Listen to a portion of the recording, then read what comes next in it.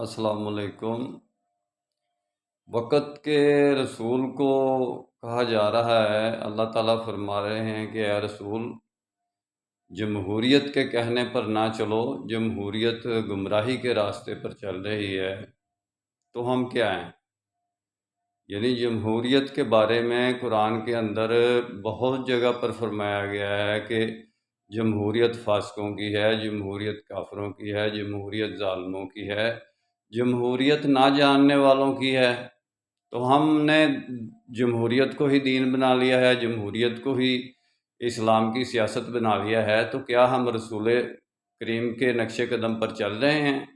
یعنی محمد رسول اللہ جیسی عظیم ہستی سے یہ کہا جا رہا ہے کہ اے رسول، جمہوریت کے کہنے پر نہ چلو، جمہوریت گمراہی کی طرف لے کے جاتی ہے، جمہوریت گمراہی کی طرف جا رہی ہے۔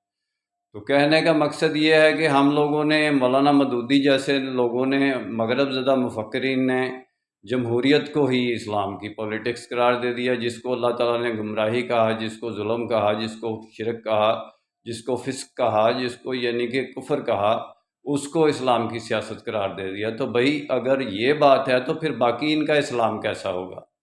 میرا کام اسلامک ورلڈ کی امن اور یونائٹی کا ہے، انشاءاللہ ڈیٹیل میں بات پھر ہوگی۔